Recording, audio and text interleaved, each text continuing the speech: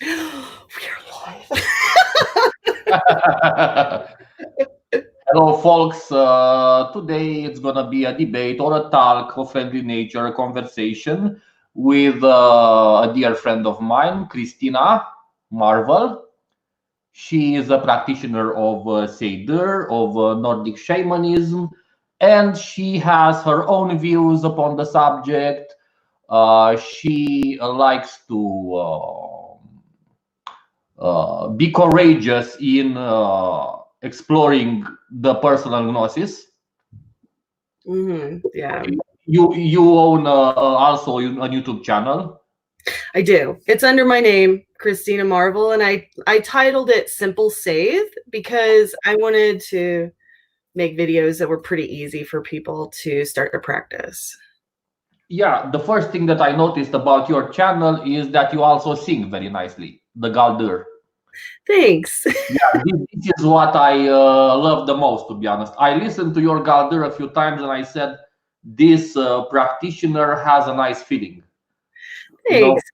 yeah. Thank you. And when you are chanting, if you put soul into it, also, it's what matters the most in the chanting process. It does. It really does. Because, like, we all have different voices, but it's really like, do we connect? Do we actually really, are we connecting with our inner selves as we're chanting? And I've noticed that in yours too. That's actually when I first started watching your YouTube channel, I was like, wow, like you seem very connected to your gods, very intimate, and your songs reflect that intimacy. Thank you very much. It is very important because all the arts at the beginning they started as a form of shamanism. It's true, yeah. Theater, for example, theater started as a form of divine possession on the scene. Mm-hmm. Yeah, of conveying like the stories and the legends and mysteries.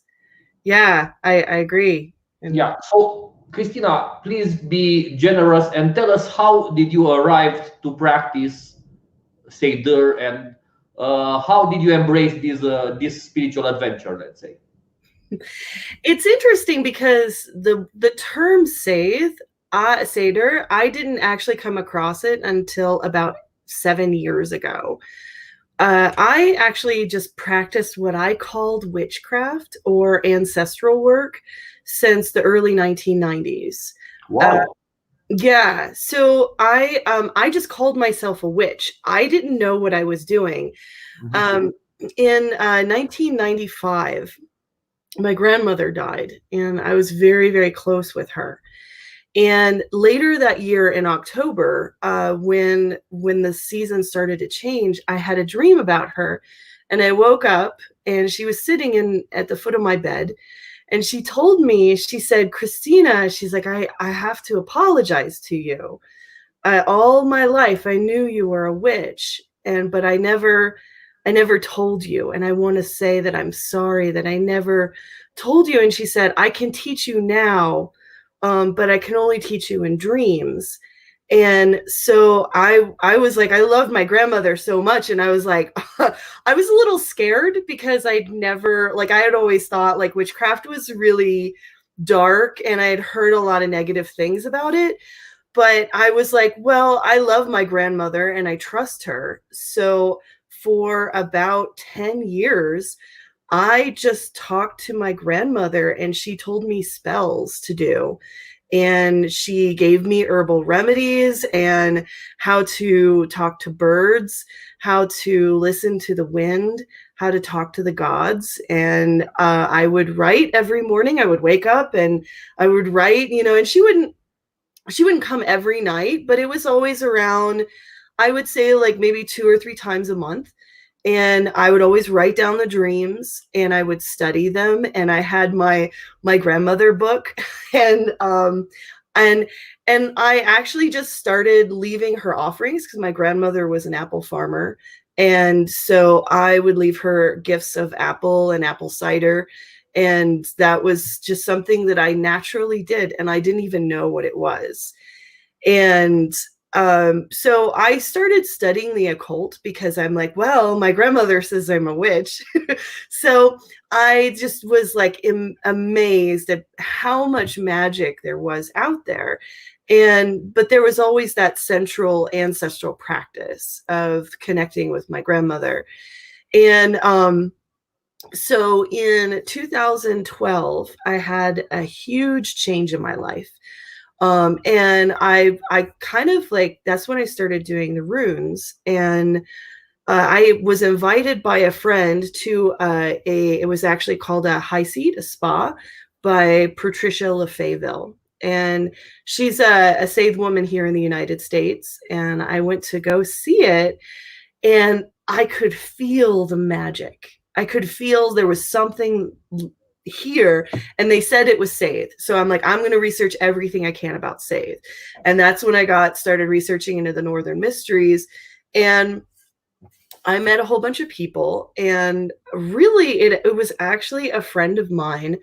I was talking to him about my grandmother, and he was talking to me about the Norse concept of Deseer. And I was like, and then just it clicked. I'm like, well, if I can talk to my grandmother, I can talk to my grandmother's grandmother. I can ask her to introduce to me my Deseer in my family lineage, and they can teach me Scythe. And that's what I've been doing, is every Friday for the last 6 years, I sit and I drum and I sing to my grandmothers, and one of them pops up out of Helheim, and they teach me lots of really weird stuff, but how to how to change my energy, how to deal with gods, because ancestors are different from gods. Like, gods are these, it's almost like gods aren't really human in a way. Like their essence is so strong and so different, and you can get really swept away from gods. So, and I've actually realized recently, because I've been doing a lot of god work, that I need to go back and really ground myself in my ancestral practice.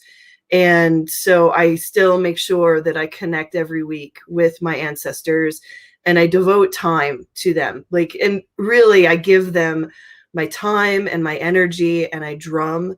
Sometimes in the past, like I've actually taken plant medicine, like witch's flying ointment, henbane, and marijuana, and actually, like, so I could get into that space to get beyond my ego, so that I can listen even more clearly to my Deseer. But for the most part, it's just every day I sit, every time I go there, I sing, and I actually ask them to teach me a special song that I sing just for them. And it's a quite evolved ritual, but it's like they taught it to me over the course of the 6 years. So once I sing this song at the very end, it's like I am transported to this place in Helheim where all my grandmothers sit around me, and it's like we're in this gigantic living room, and they're all telling me stories and telling me how to use my magic. Well, your story about your grandmother reaching out, Mm-hmm.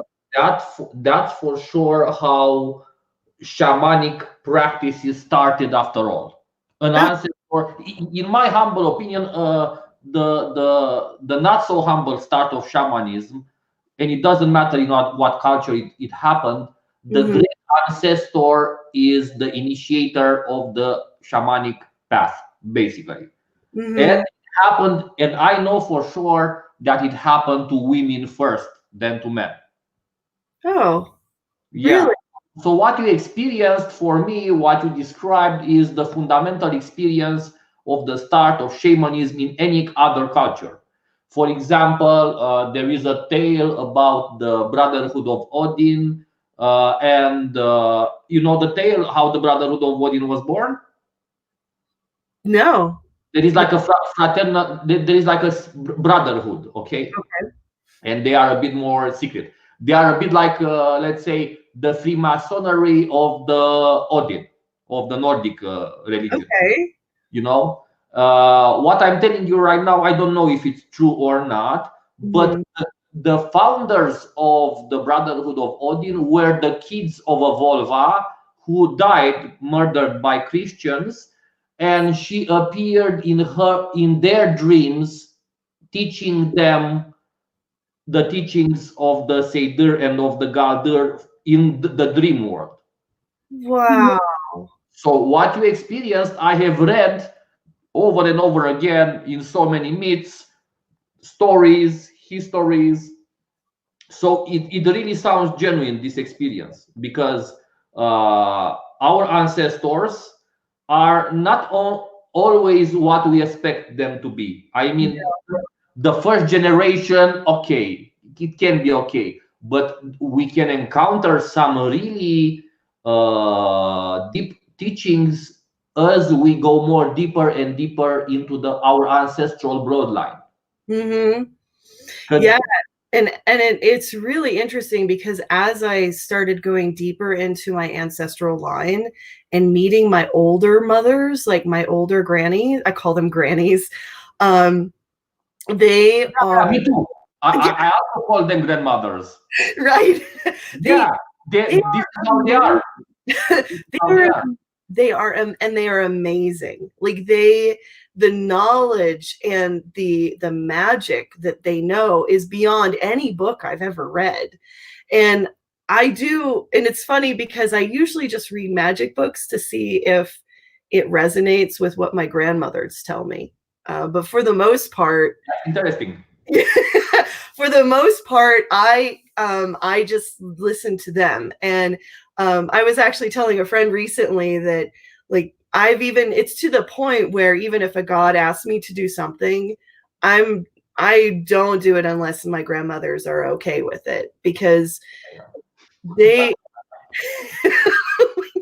But the gods have their agendas also, you know. yes, they do. Yeah, They for do. sure. And I've paid for that, because when I first started runes, Correct, I got correct. really swept away by Odinism and by gods. And I um I had a lot of people who were like, "Oh, Christina, you need to do this," and I was like, "Okay, all right, I'm new at this." And I walked away from my grannies for just like a couple times throughout the years, and I paid for it dearly. And so now I've kind of made a commitment with them that they're the top. They're like the leaders of my spiritual growth. I guess I'm the leader, but they're the second. They're the second leader. And then the gods have to kind of go through my grannies to negotiate whether that I'm going to work with them. Well, yeah, this is how it actually works because there is a practice. I believe it's practiced in many Seder circles. It's called the Desir circle. Oh, yeah, that makes sense. Yeah. And they make a circle out of their Desir and they ask their Desir to make a circle around them. Mhm. Because, for example, if you're working with the runes to make a circle and you Mhm. summon forth powerful wards and you build up strong magical walls before an actual shamanic practice, it doesn't work too well because No. it doesn't work well because you want the veil between the worlds to be relaxed. Mhm. And at the same time, you still want some protection and the veil between the worlds to be relaxed. And at the same time, to have some protection, still the Disir are the best ones to do this. They are. It's almost like they can see things that we can't see. They can sense things that we can't. I've actually been amazed at things that my DCR have come up and told me, like, don't go there. And I was really surprised at it. But then I had friends who were doing the same work with certain gods or certain realms, and I saw the effect that had on those people, and I was like, wow, I'm really glad my DCR told me not to go there. And so, but they do. I can. It's almost like because I'm actually like working right now on my totem animal, and like getting connected to it. So they kind of surround me like a group of mother hens as I go out Yeah. into the astral realm.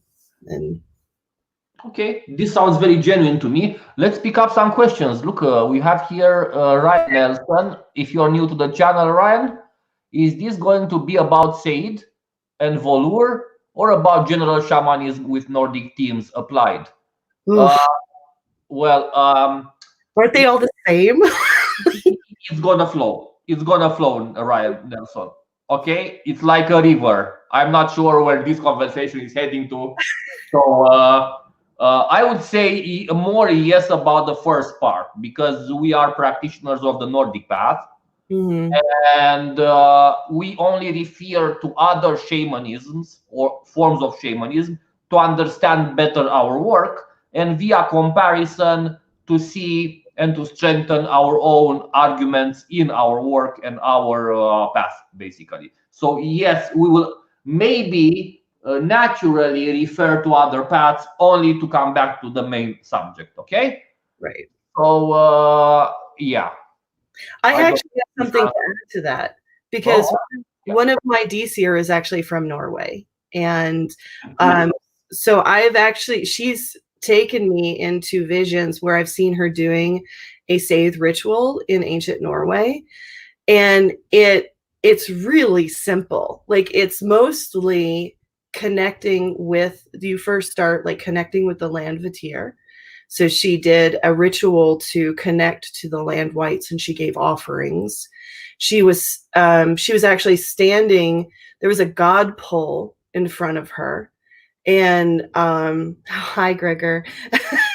There was a god pole in front of her and she had a drum and she was literally just drumming the names of her ancestors, and then she started drumming the names of her gods, and then she started singing. It didn't actually make sense, the words. It wasn't Old Norse, and it was definitely, I think it was her own language. And this is something that has actually come up with me, is that as I'm starting to do my Vardlakur, like my singing, I will sing with runes. Sometimes I'll pull runes, like what runes will help me travel. And I'll start making combinations of them and words that don't have any sense to me come out, but they have a shape to them. I can feel them actually like pulling my energy out of me, and I can like basically my whole hammer is being manipulated by the sound. And that was like what she was doing, is she had developed these special magical words for her that could allow her to, so she had like magical words for healing her body, she had magical words to travel to visit her gods.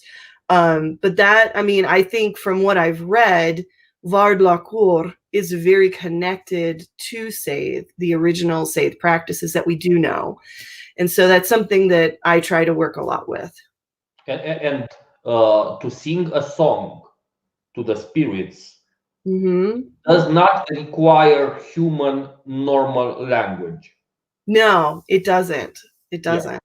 yeah. It can require human normal language as long as that language stirs up emotion in you, and emotion is energy. Right. And spirits basically read your emotional energy the best. They do. And I think this is one of the things why we see a lot of references in the sagas and in the lore of people sitting on mounds, singing to the gods and connecting with the gods, because this is something, Save, I believe, is something that you can only teach yourself. Like you can have other people around you helping you through the process. But I think when it comes to developing your Vardlakur, developing your own spells, your own connections to your ancestors and your spirits, that is something that you have to take the time to do by yourself. There's no book and no person who can teach it to you. Yeah, actually, there are gods who can teach this to you, Yeah, but yeah, even so, it's the same as what you said. The right, god will take you to the door. A guide will take you to the door. You would have to walk the path anyway. right. Right. You have No true God or true spirit will hold your hand in that process. no. And it's been a real challenge writing about Scythe because of this. And so my goal has been like, I've been doing a lot of poetry to kind of express the effects that Scythe has had on me, which I'm going to be publishing soon. But I have read a few of your poetries, and honestly, they come from a shamanic experience. They do. I love them. I love them. Thank you. Thanks. They are wonderful. In fact, let me search one of those right now. Okay. Okay, let's get down and dirty with a poem. All right. Wait. Where is the poem? You wrote a few recently, or one, at least one or two. They always catch my attention because, come on, Christina. Honestly, poetry is a form of magic, right? It is. Well, it's the only way that we can kind of put form and feeling together. We can try to do that with prose and with narrative, but poetry and song has always been the medium of where we can kind of convey feeling as well as language and information. Yeah, and think of this: magical poetry has rules to it.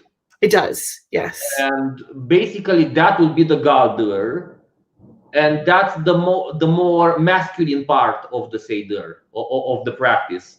I agree. You need to obey to some rules of metrics, but all of the rules of metrics or of rhymes or of verses or of images used or of gods or of mythological events invoked in the poem, all of those are still of the mind. At the end of the day, the energy that you behind those words is what makes the Galder work for sure. Exactly. Well, let's see. Where is your poem? Let's see. You had written such a lovely poem. Uh, so you're gonna publish in a book? I thought you're gonna publish also a book about shamanism. I am working on it. I actually had my DCer kind of grabbed me by the scruff of my neck recently and told me and they told me that I have been too God focused on my Scythe practice because of the the heathen community. I've tried to really connect with people. I've wanted to make connections, and it seems like the gods are the one way to connect with a lot of folks. But my ancestors, my DCR, have been telling me you're missing out a lot of goddess work, and so they literally they told me to stop writing the book. They told me I am to actively seek every goddess in the Norse pantheon this year. And so far, I mean, I probably have met 5 so far, and odd goddesses. And really, like, my DC are bringing them to me. I don't really have a choice in the matter. But I've met Bill and Skuld, Nertus, and Thrud. Powerful deities. Very powerful goddesses. And each of them has taught me a very specific thing about Scythe that is actually helping me. So masculine Scythe allows you, so the gods who practice Scythe, they allow you to get your energy out and communicate. But the thing is, there's another thing that happens when you do Scythe ritual is that your whole subconscious, like it kind of feels like my subconscious comes up and everything's churned into my brain. So there are parts of myself that I'm not really aware of that are coming into my consciousness after a Scythe ritual. And the goddesses teach you how to do that in a healthy fashion, how to heal after you've been shamanically broken. And I have been doing rituals where I haven't been healing myself properly. And my DC are like, what do you mean about And after this, with your permission, of course, you have here a poem. It's called Disembodied Nobility. Oh, yes. That's a pretty intense poem. All right. Okay. Uh, I believe this poem has to do with being shamanically broken a bit, right? Oh, yes. Very much so. Oh, so before you explain to us, what do you mean by the expression being shamanically broken? Okay. Can I read this poem? Sure. Please do. Thank you. Yeah, let's hear this out, folks. We have here a question. Sigun Sal, Fjolnir. Do you have any of your personal Valdo Lokur uploaded for folk to hear? My humble opinion about this, Ryan, is if it's personal, keep it for yourself. It's your key, it's your personal number with the DCer, and you don't share your personal number on YouTube with everyone, right? And it wouldn't make any sense. Yeah. If somebody were to hear my special song that I sing to my DCer, it would sound pretty, but it wouldn't make any sense to you because it only makes sense between it's kind of like a special key that only works between me and my spirits. And it's funny because I've actually done rituals out in public because I was living in an apartment and I needed to go outside. And I've done my Vardlakur outside and people literally just walk past me like they don't even see me. And I think there's also something very special about it that it turns their brains off. Like, so even if I did sing it for you, you may think it's silly or you may not actually register that it's Vardlakur. It's just my own personal. But I do actually have devotional songs that I've sung before, and that is on my video channel. I have, and from what my DCer have told me, the Voluspa is actually a huge Vardlakur. Like the Voluspa was originally sung, and each of those stanzas are a Vardlakur, and I've actually used them to help me in my growth process. Some of the things in the Voluspa are really, really occult in nature. Oh, they are. And yeah, I mean, in Old Norse, it works better in Old Norse. And it really will change you. Like, I noticed that the weeks that I would sit and I would sing a stanza of one of the Voluspa, I actually went through the whole Voluspa, singing it as well. And I would take one stanza at a time and connect with it and say it out loud and then sing it. And I noticed that for the following week, magical things happened pertaining to that stanza. Wow, that's an interesting practice. So you meditated on the Voluspa verse by verse in actual Norse, right? Yes, I did. I've also done the same with the Svipdagsmal, with the Leia Svipdag, because I believe the beginning and the end are Vardlakurs as well. Okay, that's an interesting view, and you're actually right. Let's go at the names in Voluspa. There are some names there. They mean something. There is an order there. I have actually written about the underlying practices in the Voluspa, and actually, yes, I agree with you. I have put it in other words, but the fact that those names are chanted there, they have a very powerful invocation effect for those that are prepared to handle them. Right. And they're really powerful. Like, one of my favorite healing charms is actually from the Voluspa. And it's when it talks about before the gods, there was no green growing leeks. Okay. There's a verse that says, Grund groin gronum loki. That wow. It sounds correct. Yeah. Yeah, it's say that again. Grund groin gronum loki. Grun, groin, gronum loki, grun, groin, gronum loki. And you can sing that with a drum or a rattle. And like, I always, like, I get goosebumps from it. Like, I always feel recharged. So whenever I'm really depressed, I sing that. And it always keeps me up. Well, this chant, from what I feel, it addresses a lot the visceral self. It does. Yes. The lower self. I feel it in the lower self in a good way. Yeah. It kind of like from your root chakra, it kind of like yeah, exactly. and you feel that power of being alive. And so and yeah, and I think there's a lot of alliteration in the Voluspa in Old Norse. And also, if you look at the runes used, grund, groin, gronum, that's 3 gabos. And anytime you have 3 of something, that's really powerful. We have a question here. What does it mean, that song? Oh, the Voluspa or the grund? No, the verse. Oh, it means the ground, the green growing leeks in the ground. And it was talking about before the gods, there was no greenness. And then the gods came, and then there was green growing leeks that sprung up from the ground. And it's this powerful force of living life that the gods give us.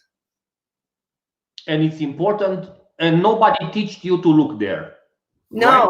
no, I mean, nobody from here. No. So guys, folks watching this, this is how proper shamanism happens. It happens as a result of the shaman or the volva being in an alive dialogue with wisdom beyond the veil. Period.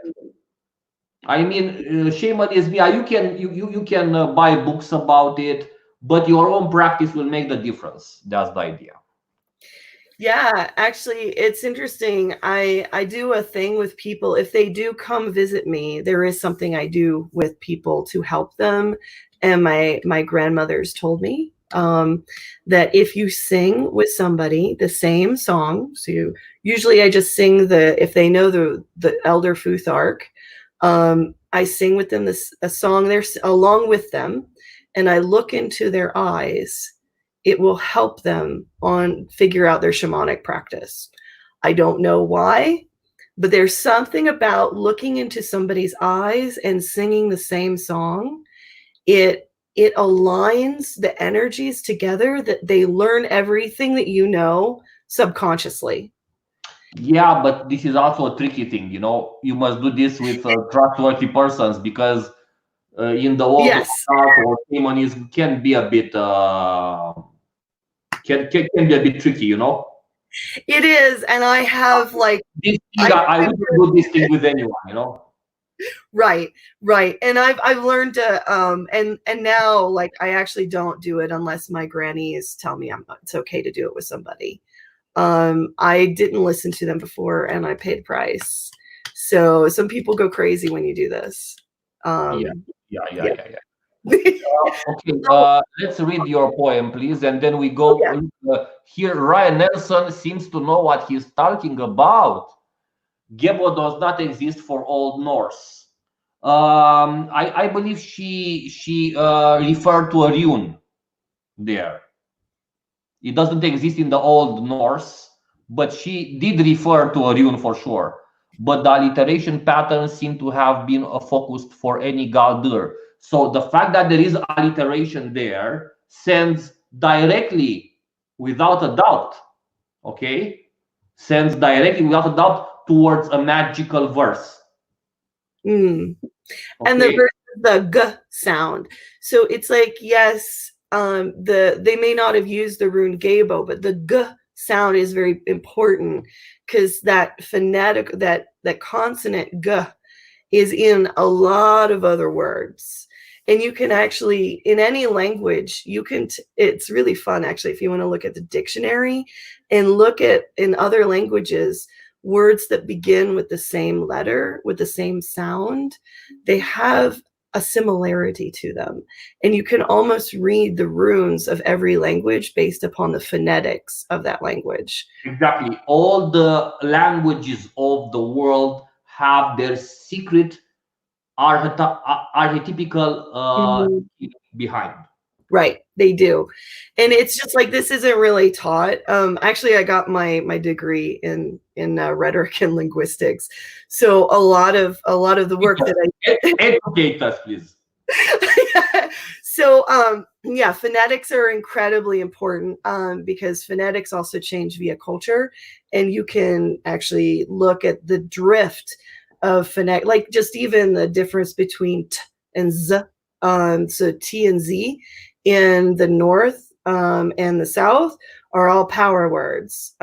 So because of Tyr and Zeus and Zeus, it's all connected. And but yeah, so a lot of g sounds are related to growing, to the color green, to the ground, the earth. Grass. There's a grass, Growing. there's growing. Yeah, there's a lot of goddesses with G in their name. Frigga, and like the g is very important. So phonetics, I kind of like follow phonetics because this, sounds are holy for us shamans. Like I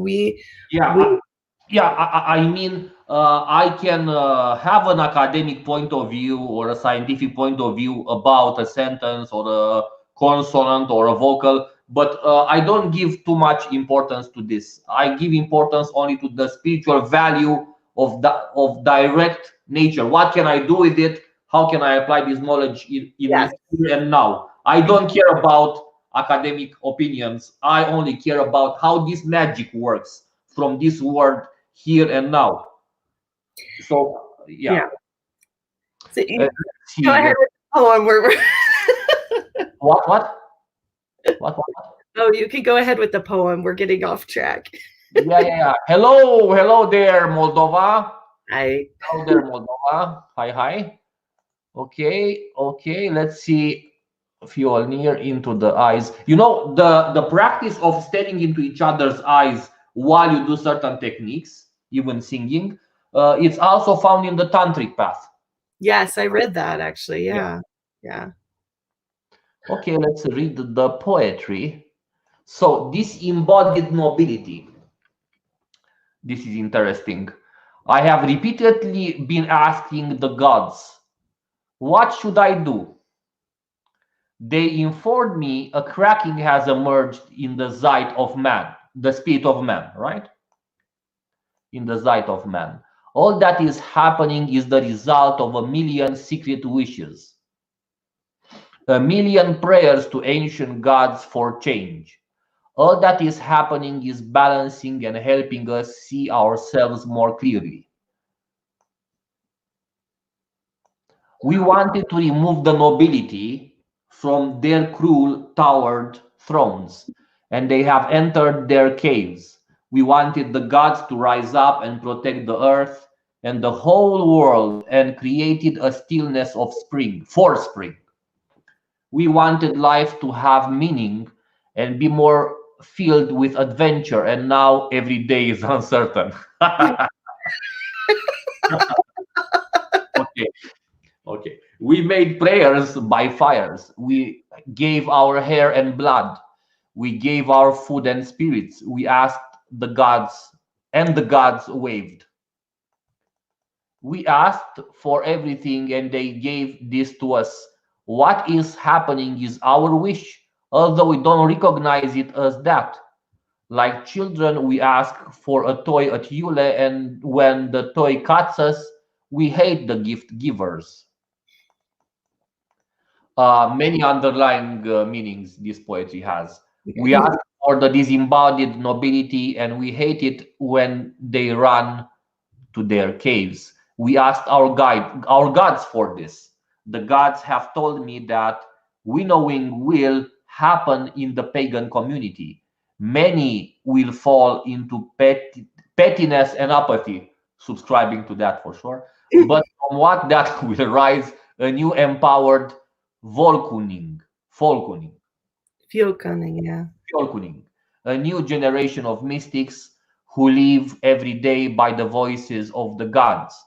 Have heart if you feel the call to connect even closer to the gods than before. Use this time to do so. Now is the time for connection and ceremony. Now is the time for the wisdom seekers. Now is the time for the weavers of magic. Wonderful, and hail to you for these wonderful verses. Thank you.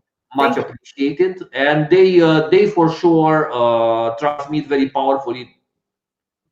They are mirroring the spirit of the time in the Hitan community, the pagan community. Mm-hmm. And anyway, about what did you actually meant by being shamanically broken?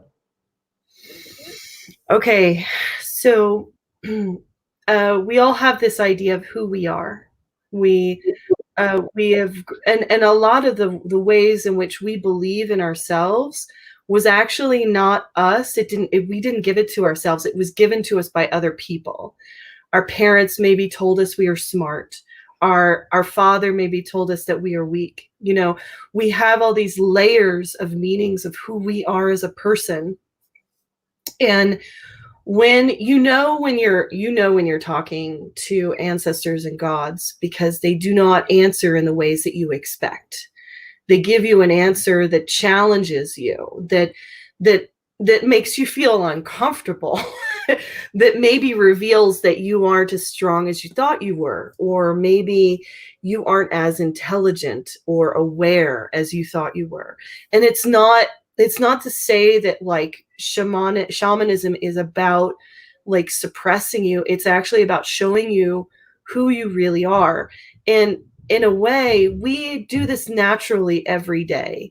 Like I studied art for 10 years, but I would sometimes meet artists and I'm like, wow, like this person has only been doing art for 2-3 years and they are way past the skill level that I did. And I could getting to know that person like broke my ego a little and realized that this person has a lot more talent than me.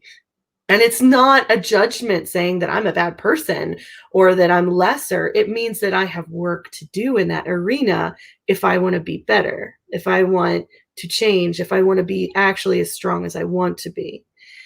And so shamanic breaking is when we encounter a deity or an ancestor or a spirit that shows us who we are that is unexpected.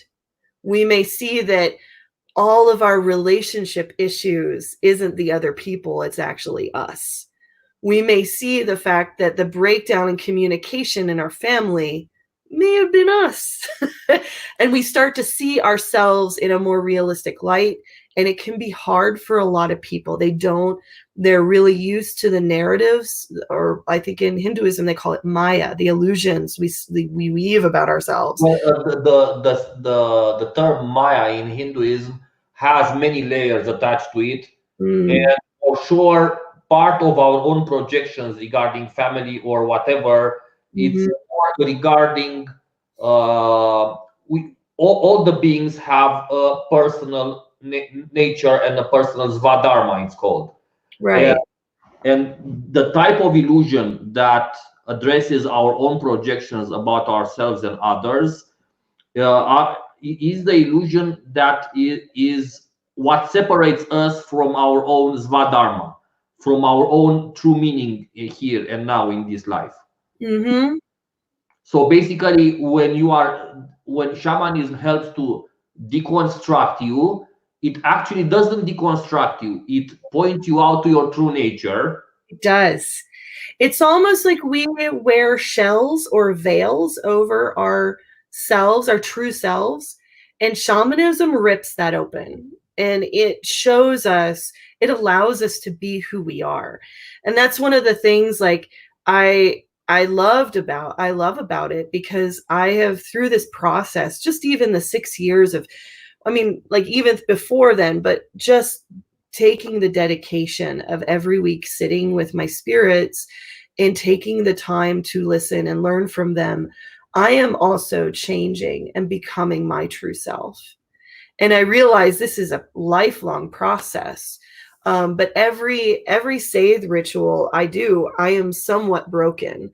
All of those illusions that I tell myself are broken, and I have to kind of put the pieces back together afterwards. And that could be hard for some people. So if someone wants to reach out to you, and if someone wants to learn shamanism from you, or if someone wants to reach out for some guidance from you, what are the paths for that person to find you? So you have a YouTube channel, okay?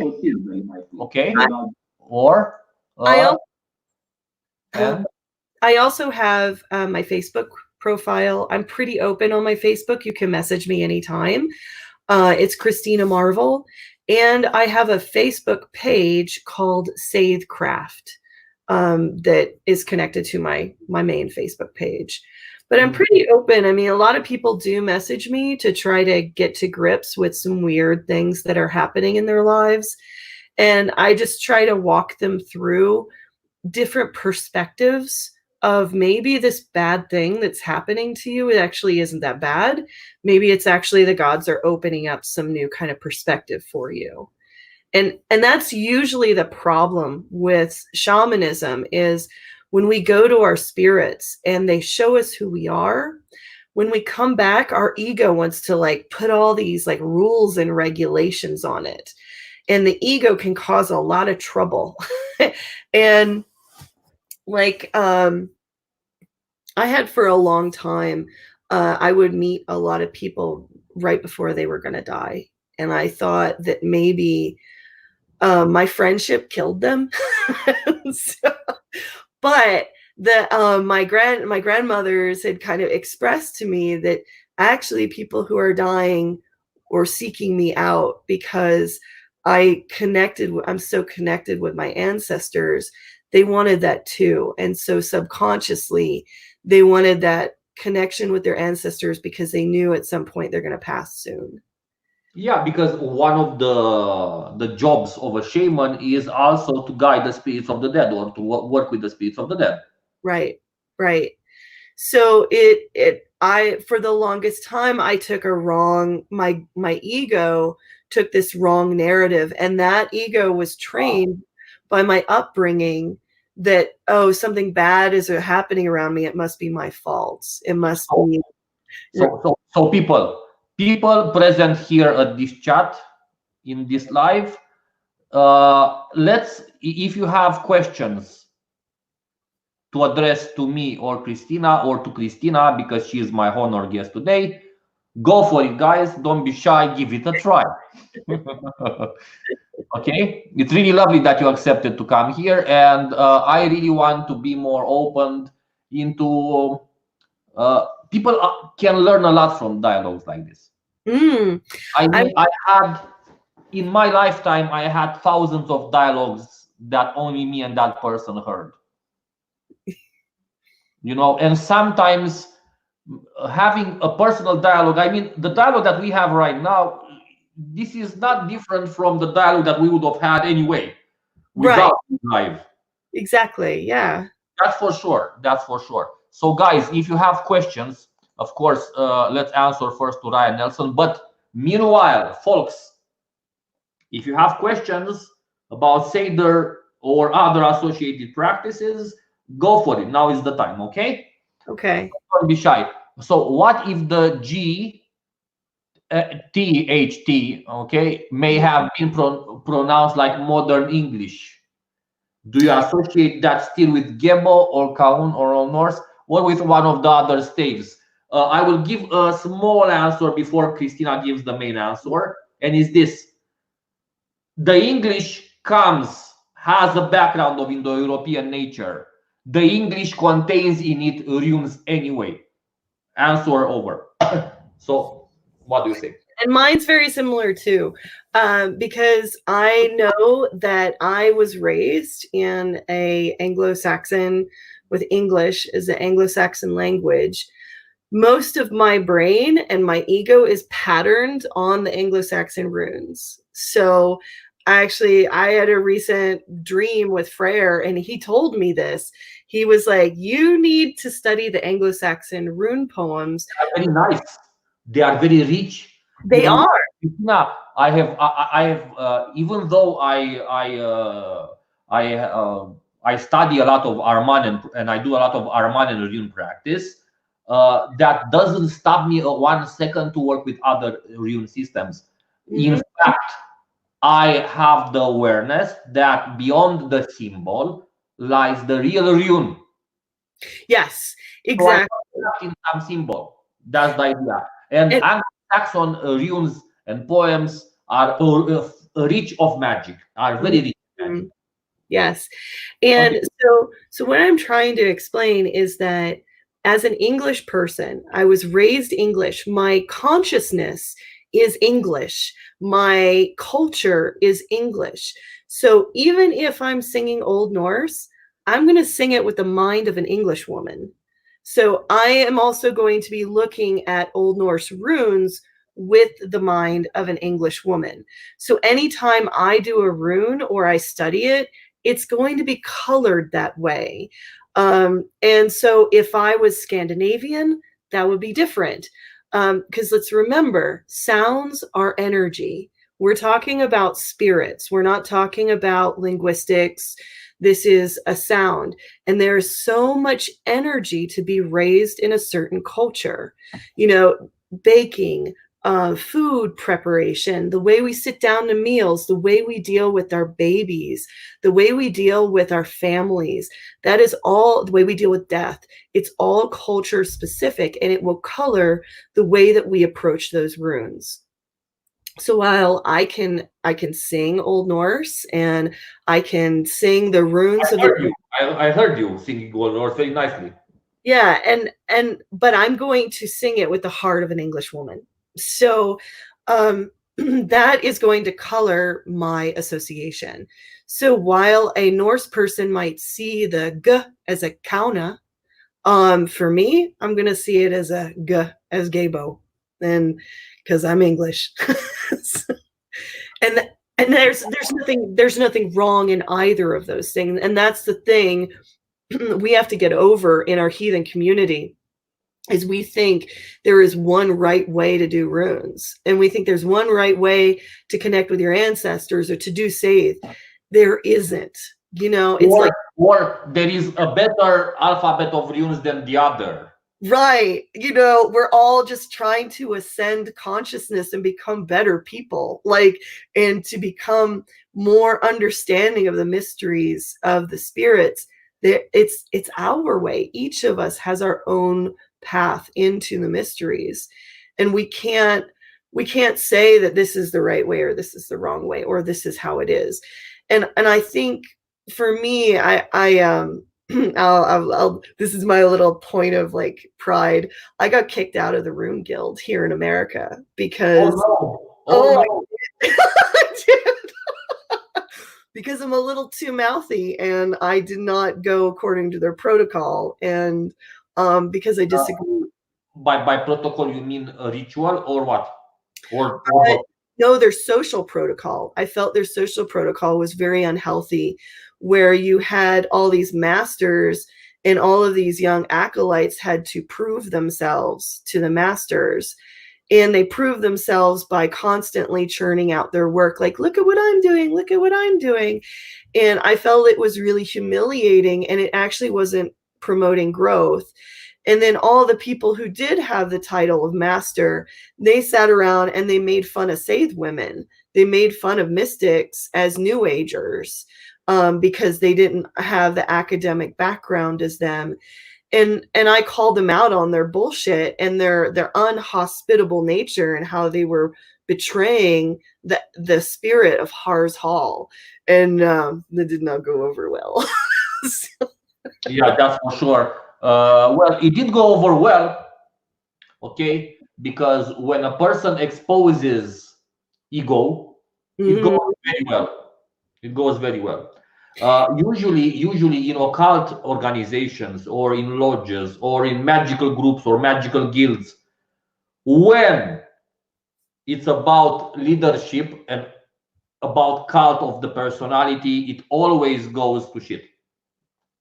It really is. And like one of the things we also have to remember is that mysticism is about Look a bit. We have here someone who experienced your experience.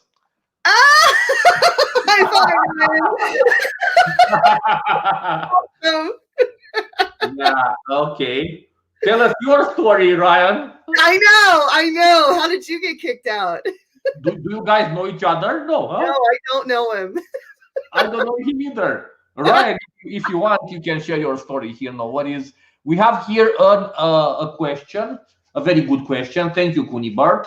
From Kunibert Rooney, have you incorporated runic dance in your practice? Woo-hoo-hoo. Oh, so I have tried rune yoga. Unfortunately, it is too powerful for me at this time. It caused such a shift in consciousness for me. I went a little crazy. And yeah, Well, we do. I'm doing rune yoga a few hours per day. yeah, I'm not there yet. You can see how sane I am, right? I know. I'm so sane.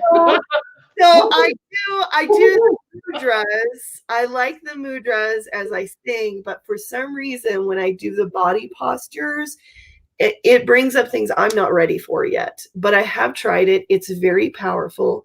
I know I will get there, but it's a slow process for me. And you can actually try to reach shamanic trance through those postures. You can actually, and I did, and it was instant.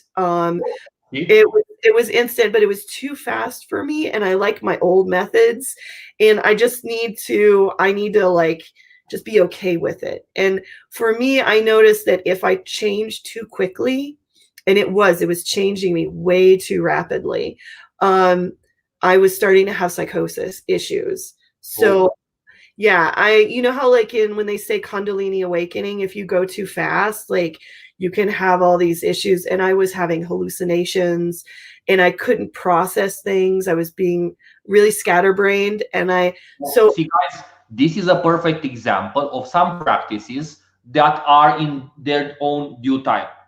Yes. Yeah. You know, for example, having a full-blown Kundalini experience, if this doesn't find you prepared or with your mind at home, it can destroy you. It really can. So the problem I had when I did it was that I started hearing other people's thoughts and feeling their feelings around me, and I couldn't shut it off. I couldn't, and it was too much. Oh, I was getting overloaded. And yeah. To adhere to historic uses of runes. Well, that's fine. We need people like you in the community, Ryan. Mm-hmm. No? We do. People who are very informed on this, honestly. Right. And I think that like everybody uses runes in their own way, and like some people may take the historical route, and that is beautiful. Like we need those historians. But and I think you said it really well through Amir. It's cult of personality. Everybody worships like one or two people at the top, and they're like, you got to conform to that person. But how are you going to grow if you make everybody like a little miniature carbon copy of the head honchos? Like it's really sad. Like that's why in some real magical groups, there is no so-called leader that you kiss ass to. Right. And there are some magical groups that wear masks and they do not know each other's names, and they are a brotherhood of equals also. Nice. I like that. No masks, no names, no social status, just magical practice. That's a really good way. I didn't really deal well with the magic world because most of my spiritual knowledge comes from what they called unverified personal gnosis. All gnosis was unverified at the beginning. I know. I know this. You know this. UPG. No, the gnosis can be verified. For example, the experience that you had I believe many others can find themselves in your experience with your own this year. What you told us about your experience with your own ancestors, I also experienced in my own way what you said. You Yeah, know, and we verify it by sharing it and repeating the experience at a more in-depth level. And when we share it, we throw it in the collective consciousness, and from there it grows up into more knowledge for more people. exactly. I really think, like, when I read the Havamal, that's what I think of. I think of a bunch of mystics sitting around in a hall sharing their stories about going off into the nine realms.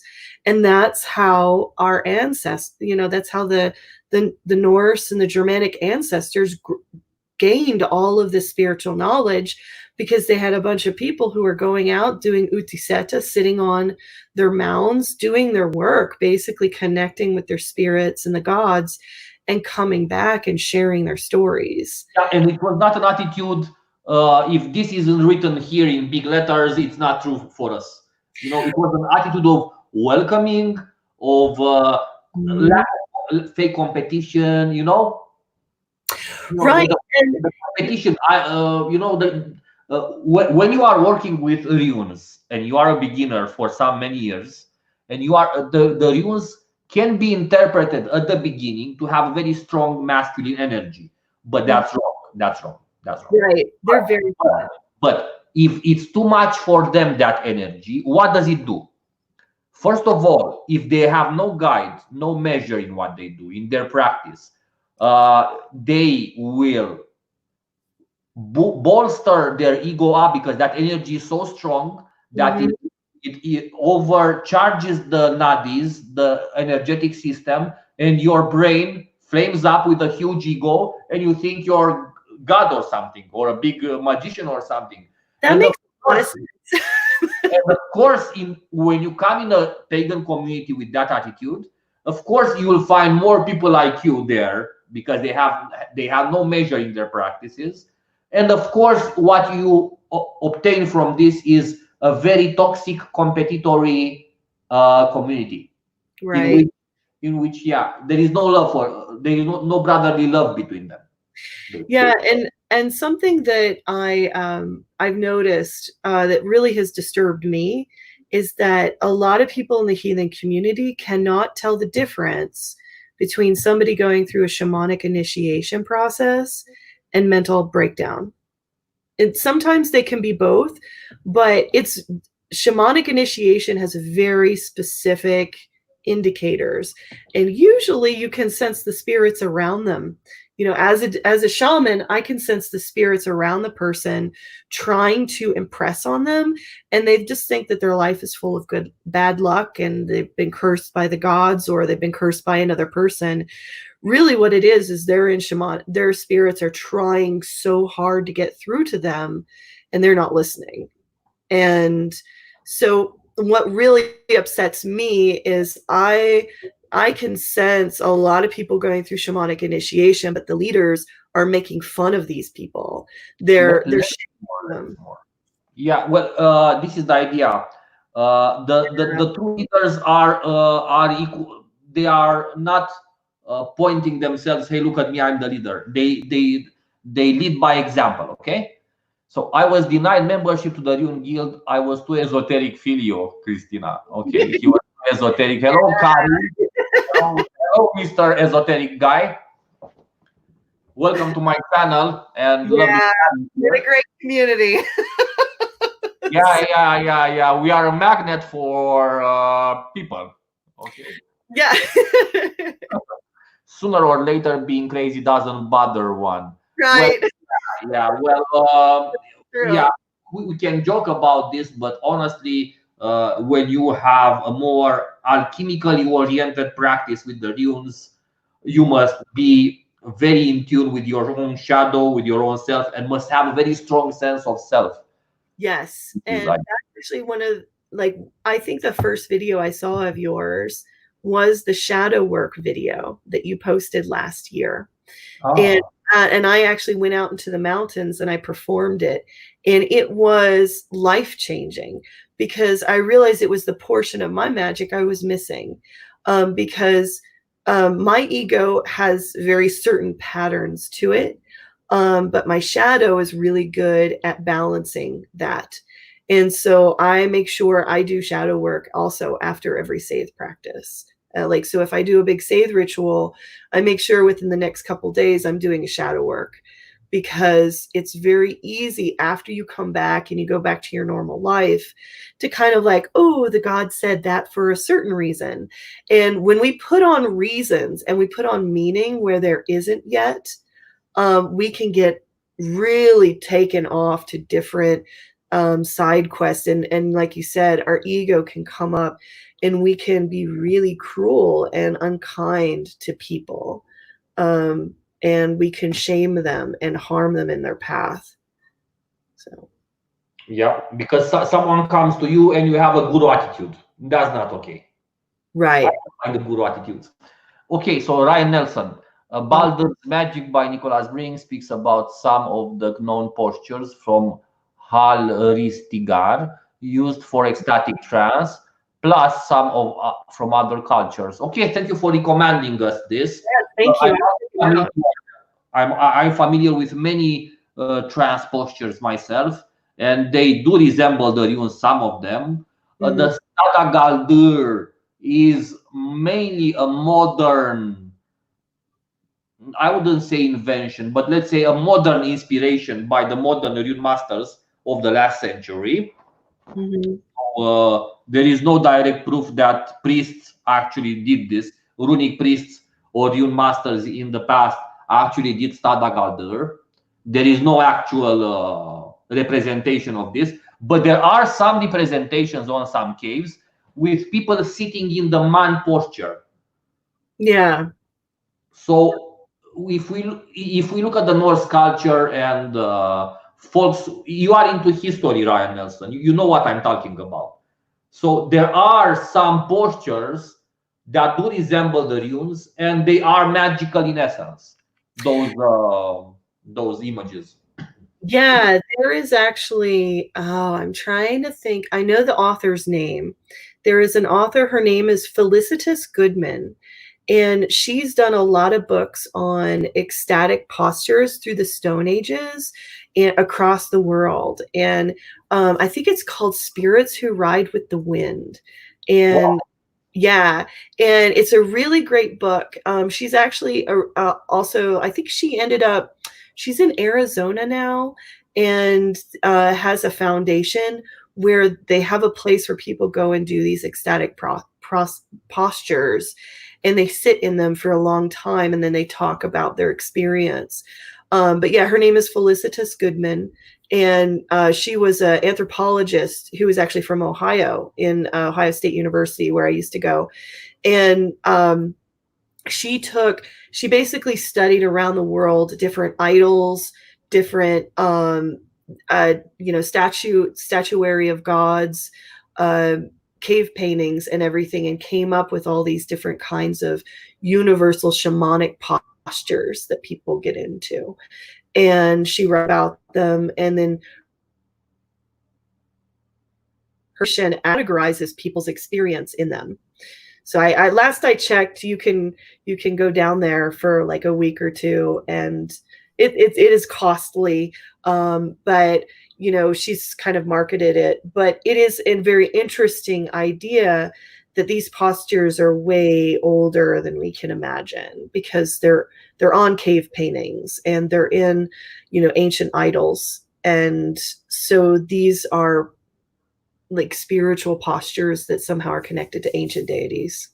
So yeah, and someone can arrive to them only, I mean, I've known cases of persons who have arrived to discover some trance postures only through their practice, without a previous historical background or knowledge or something. Oh yeah. In fact, I actually have a posture that I do in my rituals, and it's just mine. It feels the most comfortable, and I just automatically do it when I sit down and contact my DCer. Yeah, and your body teaches you. The wisdom of your body arranges itself for you. What you have to do is listen. deeply. Yes, and I think that's the hard thing. That is the real hard thing. I like a lot of people ask me about my practice. They're like, what is it? What is Save?" And I'm like, it's relationships and it's listening. And those are really hard things to market. And they're also really hard to explain because it's like you just have to keep going and trying to build those relationships with your spirits, even in the hard times. And we have a tendency in our culture because we live our modern culture. Oh, and that's another thing I wanted to bring up. So, one of the things that we have to remember is we are living in a culture with writing. Shamans, like this is just a new thing. Writing is very new to humanity. Before writing, we were an oral driven culture. So meeting people and telling our story and telling what we think was so essential. It was more essential than writing. And we don't do that. We don't listen to each other and we don't listen to our spirits and we don't share our story.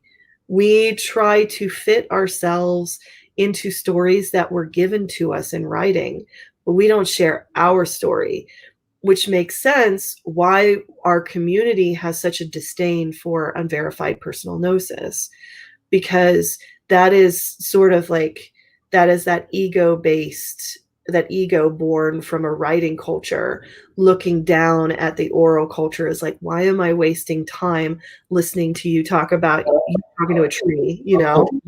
A community that doesn't vibrate to new knowledge, that is not new. It's an eternal old and new knowledge at the same time. Mm-hmm. And community. It really is. And I think what's happening now in the world is because our subconscious is yearning. I think I talk to so many people who are like, I hate the world. I hate the way things are. I want it to be different.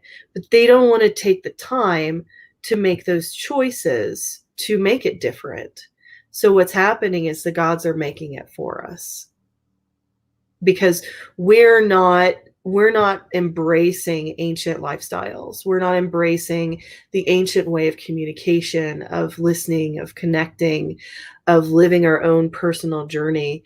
And the gods are trying to help us, but we're kicking and screaming through the whole way.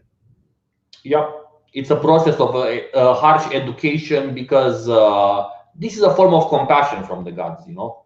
It really is. It really is. We receive it on our end. It's very harsh. Mm-hmm. Let's see, Ryan Nelson. Guys, if you have more questions to address Christina or me, mainly Christina because she is the guest, please do so. Okay, guys?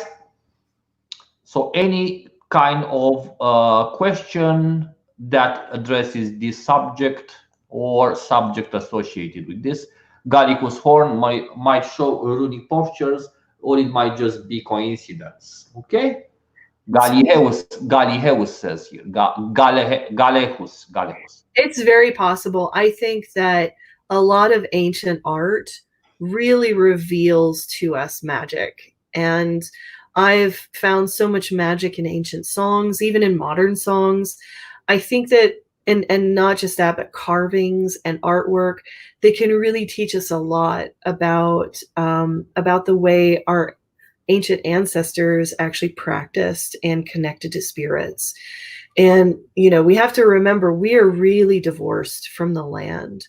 Most of us are not working with the land. We're not milking cows for breakfast. You know, we're not gathering eggs from our chickens. We're not dependent on our farms. So we're very divorced from a lot of our ancestors were very connected to the land vitir, into the land processes and the energies. And that was a lot of their path into the spiritual realm. Most of us don't even have that. We don't even have the concept of what that energy feels like. I was out driving recently and happened just really quick. I saw a wolf. It is the first wolf I have ever seen in the wild up here in Colorado. And it was just I had actually gone up to do a save ritual, and I thought it was a really amazing omen. And I called a good shaman friend of mine, and she said to me, now you know what a wolf feels like a free wolf, not a caged one.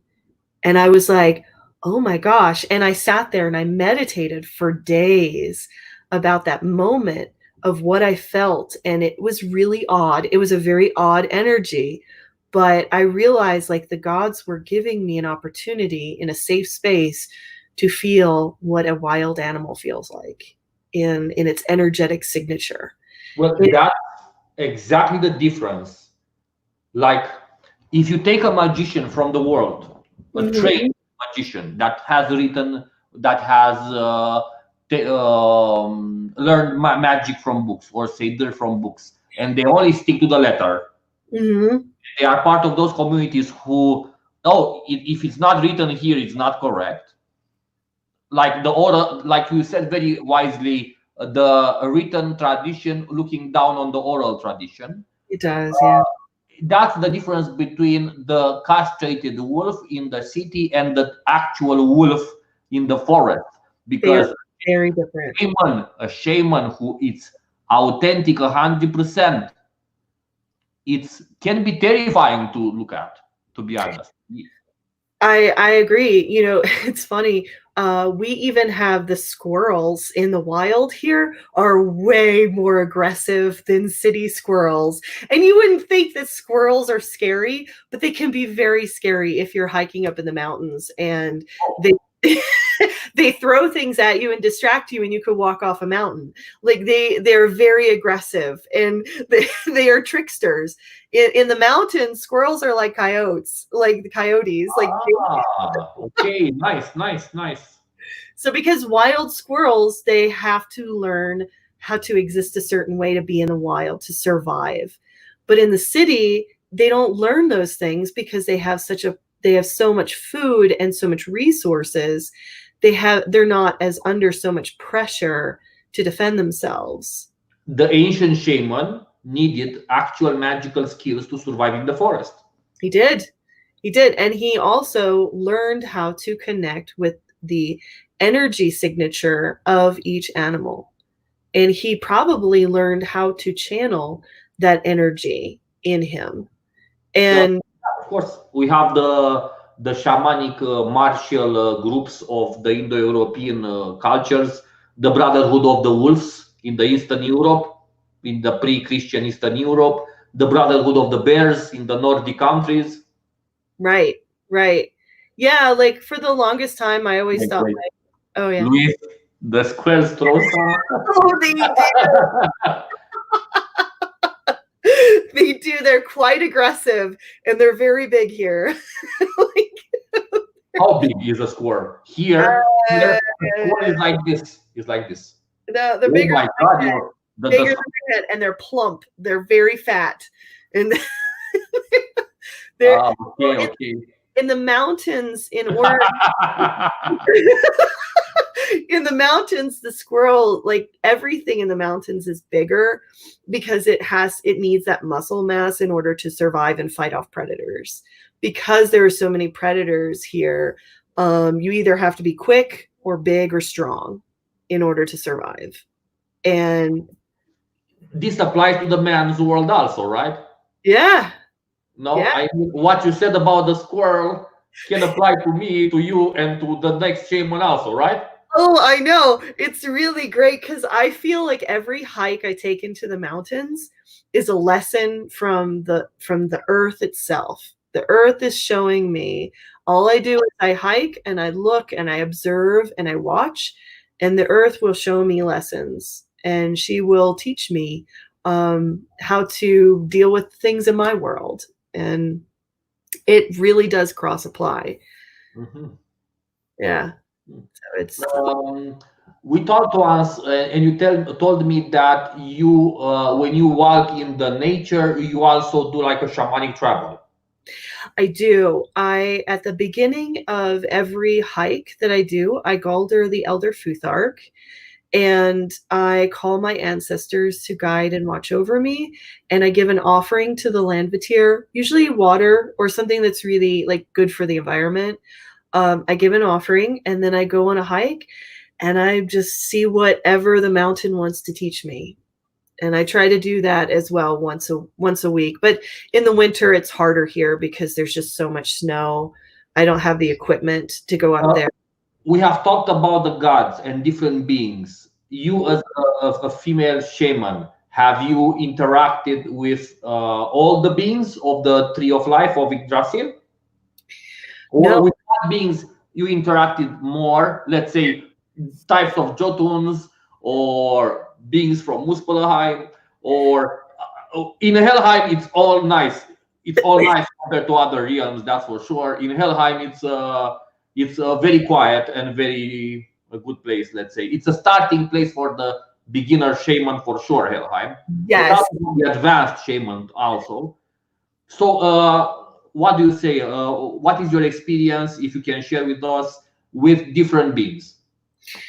Oh, well, it started with the Norns. Before I actually was able to travel Yggdrasil, I had to get my DCR made me get permission from the Norns. And so I went to a shamanic journey to meet the Norns, and it was really weird.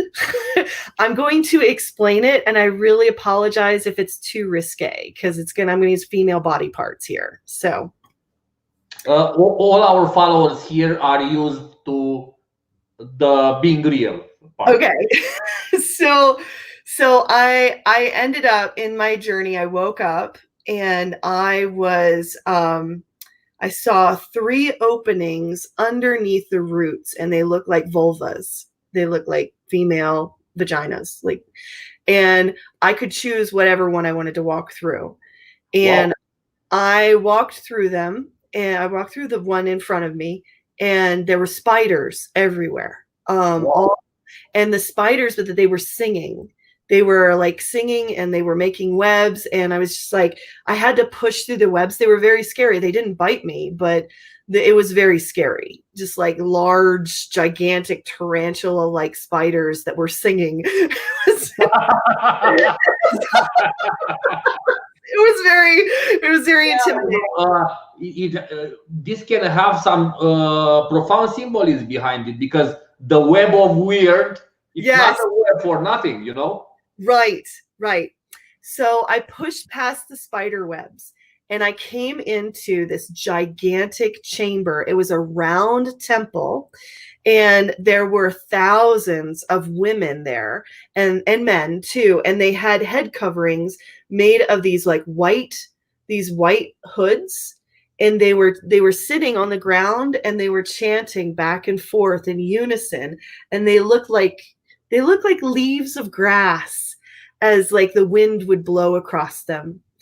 And in the middle, on a big dais, a big platform, were 3 giant women. And they were reaching up, and in the ceiling of this chamber, it looked just like a giant glowing female cervix. And the giants, they reached up and they would pull the light from the cervix, and then they had these hand woven spindles, and then they were spinning the threads. And then I realized they would hand the threads to the people in the room, and the people were weaving it with their fingers, with their hands. They were making this intricate knotwork, and everybody was working in unison, and they were singing. And then all of a sudden, people started moving, and a path came up, and one of the 3 giant women came up to me, and she kissed me, and then she wrapped me in the stuff, the threads, these glowing threads. She wrapped me in it, and they picked me up, and they took me out of the chamber, and they sacrificed me to the tree. They cut me into pieces, and I died, and I literally was eaten by the tree. And afterwards I woke up, and I felt like I could go, I was given to the tree. Well, this is the exact thing that Odin did. Yeah. I think so. I mean, I read the Norse it's sacrificing. a different nuancification, but he gave himself to himself, but he was the tree. Right, right. He was, we are in Drasil, guys. Come on, let's We face are. it. So We are, like okay? No, hot news, okay? so I allowed the Norns to sacrifice myself to my own inner tree to activate it. And that was when things started really going. That's when I started being able to travel. And so yeah, shamanic dismemberment. Yes. And that's actually happened. So what's interesting is the first place I went to was Fensalir because I always loved Frigg. She was always like the nicest one. And this is really funny because this is more shamanic dismemberment. So I get to Fensalir. I get to Fensalir, and Frigg is like, you have got to grow. Like, you've got a lot of problems, girl. And I'm like, oh, okay. What do you suggest? And her maidens came and they tied me down on the stone tablet, and they sliced me open, and they took out all my organs. And then they put in like stones and plants and flowers. It was really pretty. It was almost like a work of art that I had in my abdominal cavity. And then they sewed it up and they were singing all these songs. And so yeah, I've been to Fensalir. Then I went to work with Helheim a lot. Then I went to Jotunheim, but was scared. I have problems with Jotuns tend to scare me. It's just because when I go there, there's an incredible amount of violence, and it can be hard for me to process afterwards. So I would go home.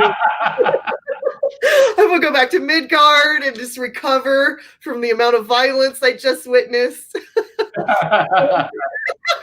So, and then actually, then I had a situation where I went to Niflheim, and that was really intense. There was some beautiful things. I did meet some. They were called ice trees.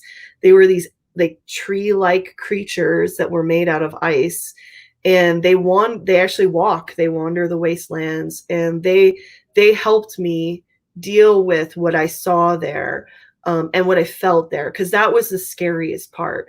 Is in Niflheim, it's like the foundation of humanity, but it's also the worst of humanity. And so there's a lot of feelings of despair and chaos and terror in Niflheim.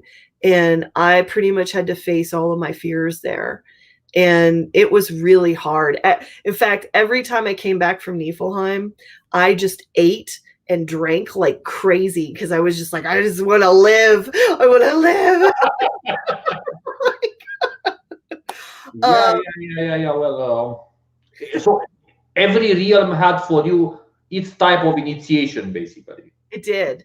It did. Vanaheim, oddly enough, Vanaheim was one of the last. So, and then I went to Leos Alfheim.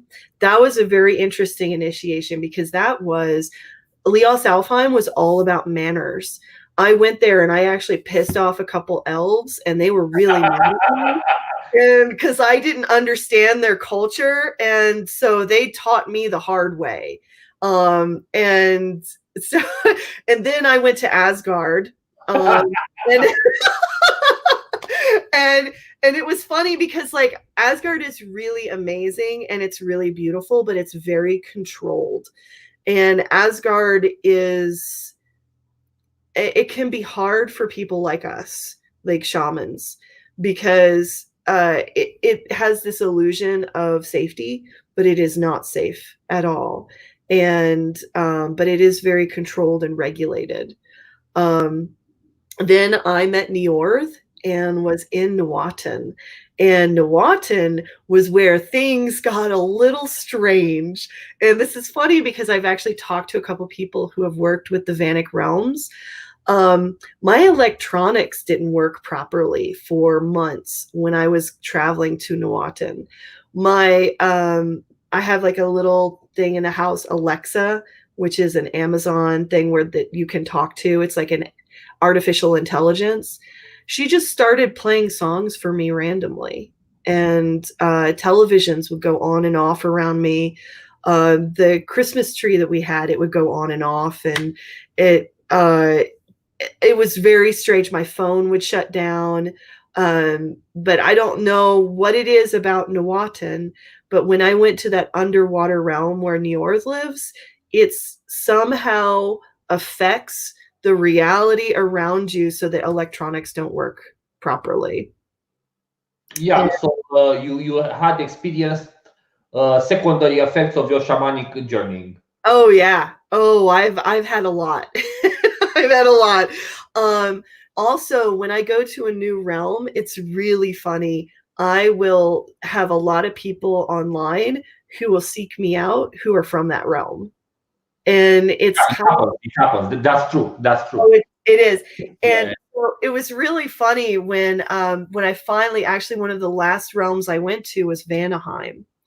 And Vanaheim was actually really hard for me because I'm kind of like an orphan. I don't have a family. And so being a young girl, like I was close to my grandmother, but when she died, I was all alone. Yeah, Gregor. It's true. It's all that water energy. Yeah, exactly. Yes. So when I went to Vanaheim, because it is a realm of pure love, and it's pure maternal, healthy love, that burned me like so hard. And I would just cry and cry after going there because it felt so good. And then I would come back here from Vanaheim, and it would hurt. It would hurt to talk to people because I could see how they weren't loving themselves. And I couldn't figure out how to tell them how to get to Vanaheim. And I'm just like, I wish I could just grab you and take you to Vanaheim because you won't be so mean to me if you loved yourself so much. Like, and it was hard. It really like changed my personal relationships. It made me be a little more like, I became more selective on who I get emotionally close to once I went to Vanaheim. Because once you experience that amount of powerful love of life, and the bliss and the joy of just existing wild and free as you are, coming back to this is really hard. And so yeah, it does have a lot of consequences. The two animals that I have met on Yggdrasil are Nidhogg. Whoa, that's intense. That's It intense. was. It was. Nidhogg is a very interesting beast. Have you ever like, the only way I could describe his energy is have you ever used diatomaceous earth Can you say that again? diatomaceous earth? It is it's a type of it's made from the crushed up shells of insects. No, never. Okay. Never. A lot of like health people use it because it's like charcoal. You can eat it and it will absorb the toxins in your body. It's a type of clay that just basically soaks all water and toxins. And but it's like charcoal. So if you've ever like taken charcoal pills when you've gotten sick, that feeling of something that is sucking everything out of you, that's what Nidhogg feels like. It's At one level of him. what? Nidhogg has more levels in my personal experience. Oh, Yes, what heats up. That's your people, that's for sure. But there can be negotiations for sure. you're breaking up. Oh dear. Are you okay? Are you okay, guys? Are you seeing me? Oh, now I see you. Okay, yeah. Yeah, that's the idea. Nidhogg has also you can negotiate with him because he is the expression of time. Yes. Yes, and I've actually been cursed before, and I traveled down and actually asked Needhog to eat the curses off me, and he did. That's a good idea, actually. Yeah. That's a good idea. And Nidhogg has many mysteries attached to him, that's for sure. Mhm. And he is a key to Yggdrasil, in my humble opinion. He is. He really is. And talking about squirrels, I've met Ratatosk. So, and he's Ratatosk is a very interesting animal. He's very fun loving. He also loves to make fun of you when you're doing things. I've had several dreams where I was given a task by my DCer to do things around Yggdrasil. One was to move things, like, oh, this plant needs to be moved over here. And so I went and I'm like, okay, I'll dig it up. But I'm doing my work, and Ratatosk will come down and he'll make fun of me. And he'll call me names. But it's all it's weird because it feels like he's doing it because he loves me. Like he's testing me to see if I have the strength to actually do the task that the gods gave me. So he's like a divine trickster of some kind. Yeah, yeah. That's my experience of him. I've also met Hythrun, which is the goat that lives in Valhalla, that provides the mead for Valhalla.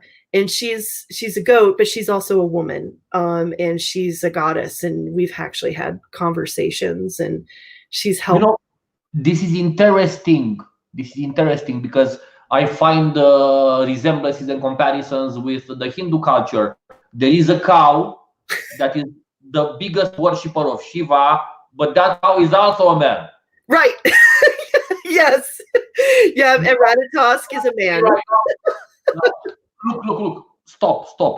Have you read anywhere that that goat is also a woman or No, no? no.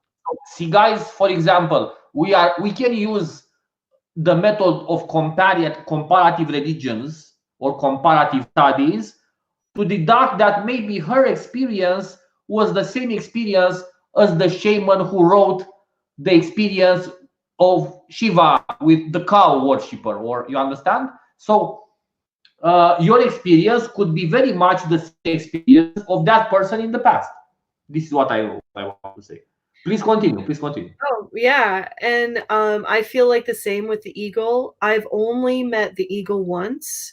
I actually went to its nest. I ended up dreaming about its nest. I climbed Yggdrasil and I found the nest at the top.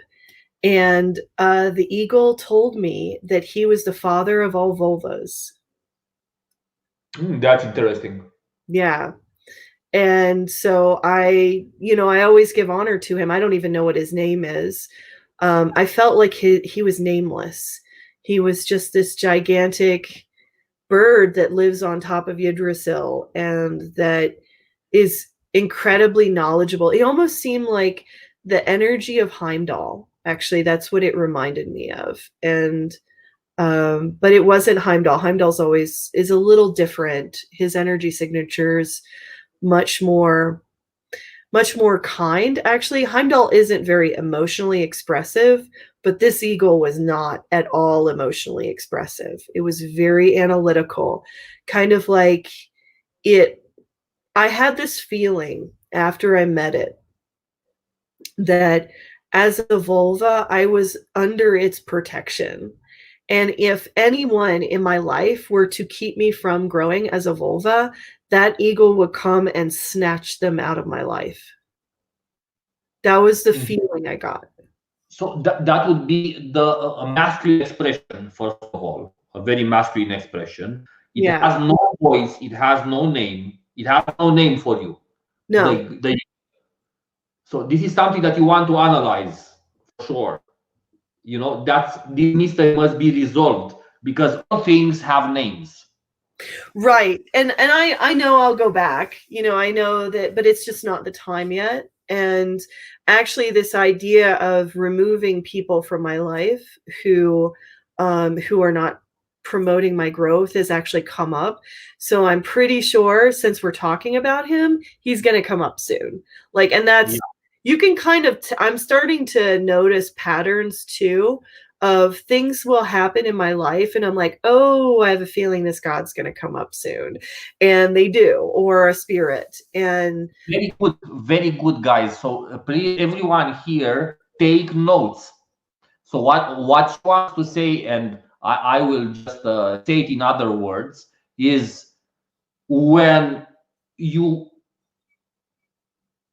happen to interact with God in the future, ancestor, energy, entity, world, that world's energy, that God's energy is so powerful that it comes first before the experience. And you need to have a keen eye and ear to connect with an already happening event, basically. So you can smell the perfume of the gods before you meet them. I love that. That's a really good point. It is true, because it's like, that's what you said. Hello, I'm just reporting what you said. I know, but I love the idea of smelling the perfume, of like their perfume extending beyond time, you know, like you can smell the perfume like in the future. I love that. Exactly. This is what the Voluspa did, for sure. She smelled the perfume of Ragnarok. Yeah. Look, Ryan Nelson, we have here, in Mongolian shamanism, eagle was the first shaman sent to allow men. Look, interesting. To have contact with each other. Hello, interesting. Hello. So, okay, as the father of Volur is not far-fetched. See, that's interesting, right? Really cool. Yeah, and that's another thing, is I found a lot of guidance in Mongolian shamanism, actually. A lot of things that I experience, I don't understand. And I actually know, I have a couple friends who practice Mongolian shamanism, and I've gone to them and asked them. I'm just like, hey, this thing happened. I don't understand. And then they point me to different directions to go to look in. But that makes a lot of sense, actually. I always feel like there is, not only just in all shamanism around the world is connected in some manner of fashion, because we're all humans and we're all trying to understand the mysteries, but especially the Indo-European shamans are really strongly connected.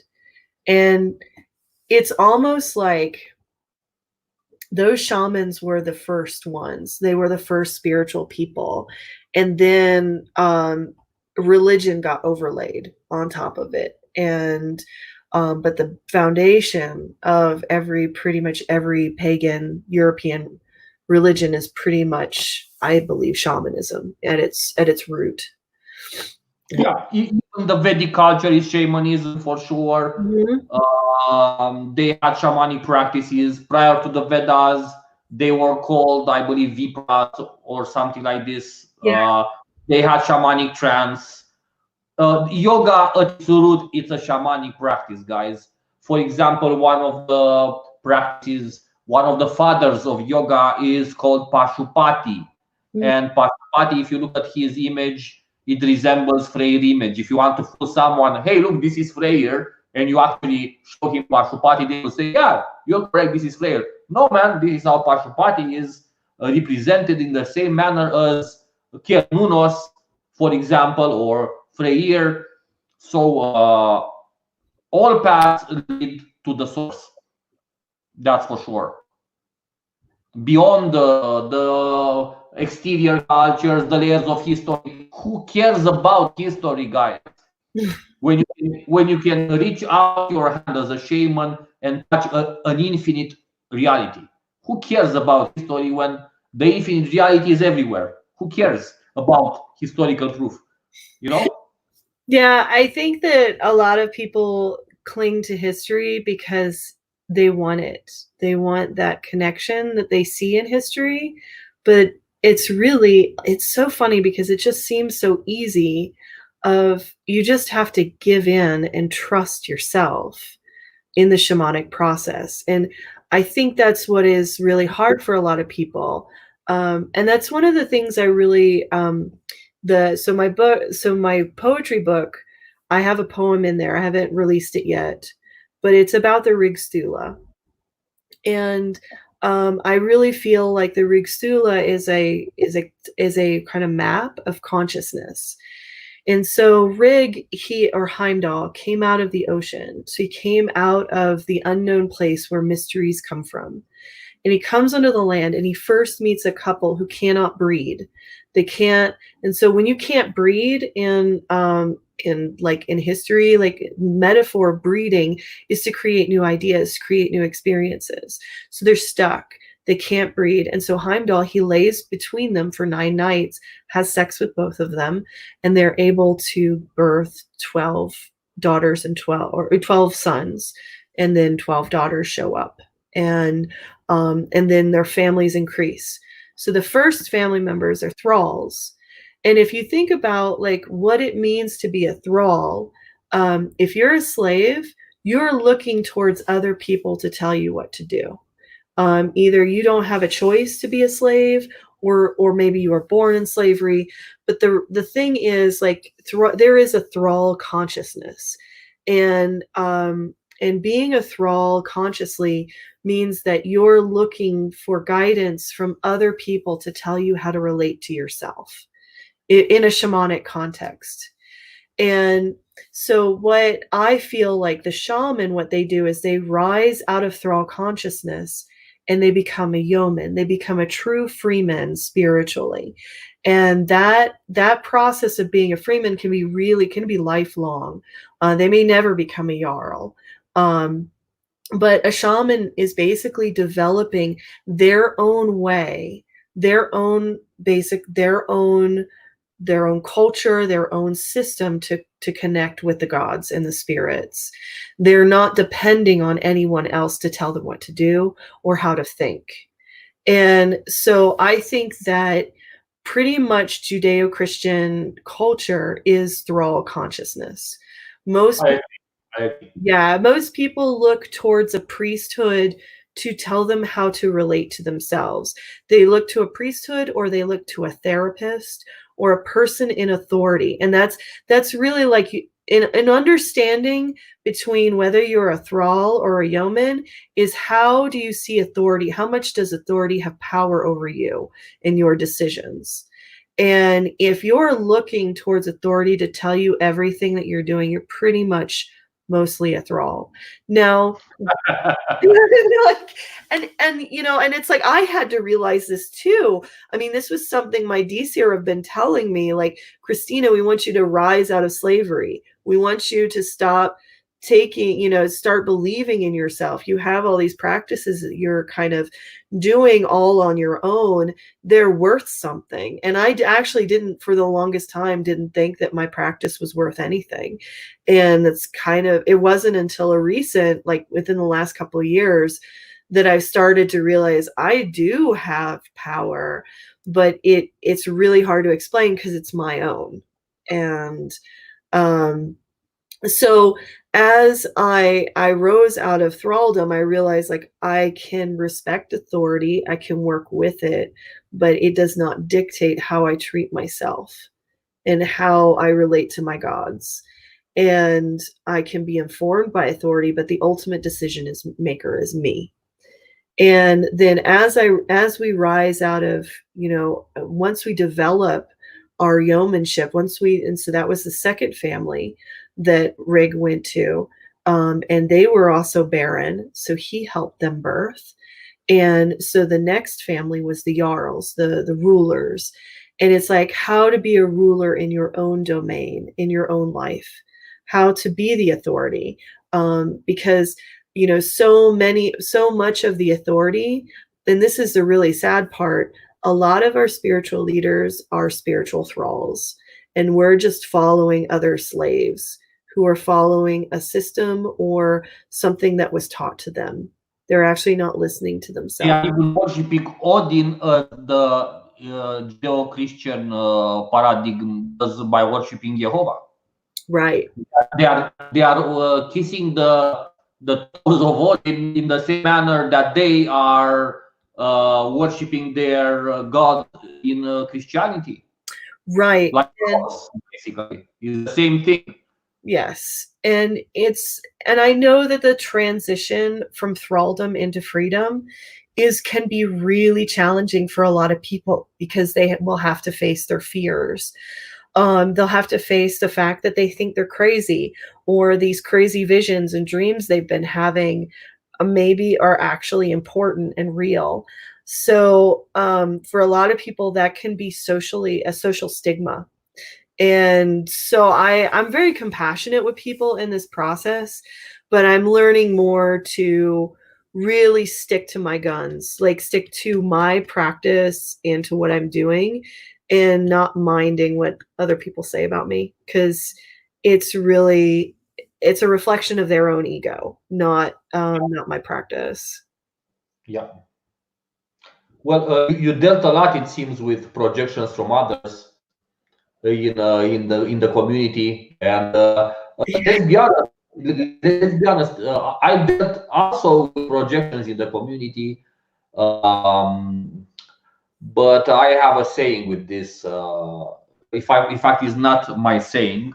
Um, Before I was more into Nordic practices, I was a lot into tantric practices and Hindu esotericism, and it stick with me. A lot of lessons from there stick with me, honestly.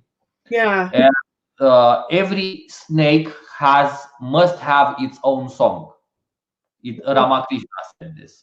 So no matter how gentle you are, you never must let aside your martial nature, because people will trample on you for sure. They will.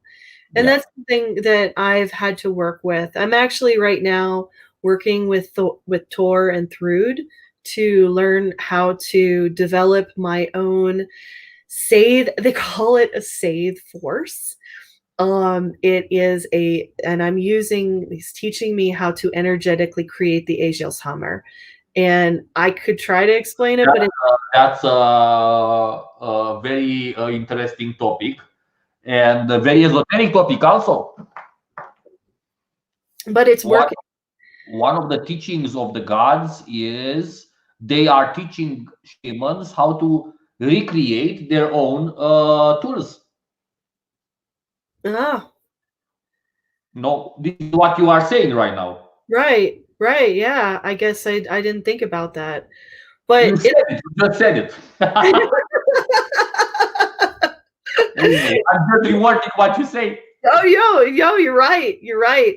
But it's helping me because I'm able to repel people, repel situations from me that are keeping me from growing. And because it's hard okay, so one of the problems that I've had for so long is Sathe is all about taking off the barriers. Like you said, if you have a ritual, if you're a ritual magician, like would set up a warding an area, for Sathe people, that doesn't do anything for us. It's like sitting in a static room. I can't get out and experience or learn anything. So I spent so long going out and just taking off every bit of armor, that I was walking around this world, Midgard, like an open wound. Oh, cool. Skop is the Old Norse word for those things you need to send out to shape things. I like that. I will look that up. Thank you. Thank you. Yeah, so I am having to learn protection magic now, because even though I am pretty much protected in the other realms and in the astral realms by my DCR, for some reason that doesn't happen in Midgard. And so I am learning how to use energy to protect myself here in Midgard. Yeah, and this is more into martial energy of Mars, and that's why you are working with Thor. Yes. Yep. And it's actually really, it's It's really nice. He's a good teacher. I was very impressed with how much Tor has been teaching me about how to manipulate and move energy around me, and he does it in a very non-invasive way. Yeah, because he is the Lord of non-invasiveness. Right. Yeah, that is true. Yeah. So yeah, actually, so the last, I would say the last 2 weeks at sunset, I go to meet Thor every day, and he teaches me something. Okay, guys. So today we have been on a long journey of 2 hours. Yes. Thank you very much, Christina. Thank you. You did a heroic and courageous deed to tell us about your experience. And if we look on the entire YouTube, you won't find a person, shaman, female, who is so generous with details about her experience. Okay, I challenge you guys to go find on YouTube more detailed shamanic tale experience like this. Okay, Christina Marvel has a lot of stories to tell us, and of course, these are her personal experiences. But when we say personal experiences, some people use this with the wrong attitude. Yeah. It's her personal experience. No, man. Inside the personal experience, there is a transpersonal seed of light. Mm-hmm. I mean, yes, it's your personal experience, but if it's your only personal experience, nobody will have anything to learn from your tale. But it's not so personal. That's the idea. We hide behind the veil of oh yeah, it's just something personal. We don't take it serious. No, guys, in the ancient days, there were persons like her or like me or like others who had personal experiences, and others learned, others listened. Okay, and there were no books in those times to challenge the seers like this, like they do today, you know. Anyway, so good talk. Thank you for Thank you, everyone. Thank you. yeah, thank you everyone that had the patience to listen to us. This video will remain on YouTube and more will listen to it. Please, guys, visit Christina Marvel's YouTube channel. Simple Seder is called. Subscribe. So you guys, if you are subscribed to my channel, I highly recommend you also subscribe to this channel, because at least guys, for the songs, she has some wonderful songs, some nice teachings, some nice ritual settings here I see. So let me give you guys her channel in the link. Okay, so if you want to subscribe to her channel, thank you for accepting this invitation, Christina. Thank you. Yeah, it was a real joy to listen to you. And if we have another idea and another topic of interesting nature that you want to address, we can do it at any time. If we speak a few days before, we can do it. Yeah, actually, something that you posted recently, I started a new practice, and at some point I'd love to talk about it. Yeah, for sure. Using shamanism for physical health. And oh yeah, I have so much more to tell about it, but I did a meditation in the Romanian language that I want to reproduce also in English. 1 hour and a half long meditation for antiviral meditation. Nice. And how can you address this with shamanic tools? Wonderful. Yeah, I look forward to it. I had some very powerful feedbacks right away from people at that moment. That's great. That's really good. Yeah, I've the post that you did on Varuna and Takman, that really helped me. And at some later point we could talk about it, because I actually continued my working on deciding to talk to the spirits of the viruses in me. And it's a very powerful experience. It is. Yeah. And what they've taught me so far is a lot, and I want to extend that more, like to talk to others.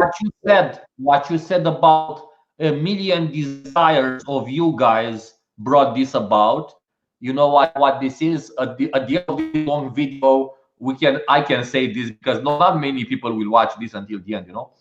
A million desires. Usually, when at the collective level, two people are too endorsed in desires, when they are blinded by desire. Let me make this clear. Desires are good, guys, with pleasure, okay?